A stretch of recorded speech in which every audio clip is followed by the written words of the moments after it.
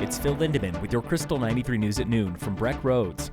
I-70 failed to break 100,000 cars for a third straight weekend. Just under 97,000 cars passed through the tunnels in 3 days. It was just barely slower than last weekend, but noticeably slower than the same time last year.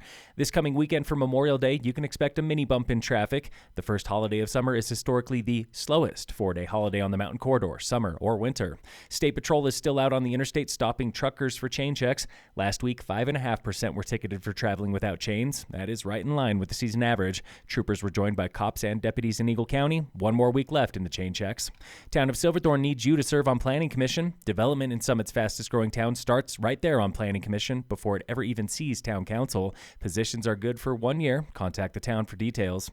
Vale Health is celebrating the grand opening of its first inpatient behavioral health facility. The Precourt Healing Center in Edwards is the only psychiatric hospital between Denver and Salt Lake City, with 28 beds for patients suffering mental health crises and substance abuse. 2 people were killed Saturday when a small plane crashed and caught fire in Broomfield. Denver Post reports that twin-engine craft went down minutes after taking off. No word yet on what happened. A new federal wildfire bill from Senator John Hickenlooper promises more money and faster action in the fire-prone West. The Fix Our Forests Act creates a fire prediction agency and streamlines mitigation. Hickenlooper says time is of the essence. Trimming now can avoid devastation later. But at least one Colorado watchdog disagrees. They say this would strip control from land managers like the Forest Service. Cities in Europe and Asia dominate the latest Happy City Index. Copenhagen, Zurich, and Singapore are the top 3 happiest cities on Earth. Vancouver's the top North American city in 11th. New York, the top U.S. city, 17th. Institute for Quality of Life is ranking these major cities on everything from transit and green space to economic and personal health.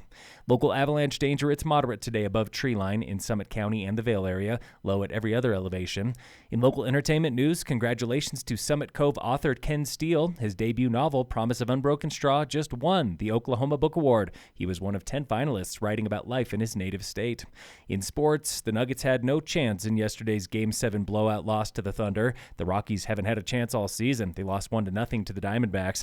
Today, the Rockies are playing the Phillies. And in local sports, from Cassandra Schultz and Associates with American Family in Dillon, Summit High Baseball lost to Durango Saturday, 15-12 in opening round of the state 4A playoffs. The Tigers can hold their heads high. They end the season as Western Slope champions. They went 17-7 overall, 8-2 in the conference. Phil Lindemann, Krystal 93 News.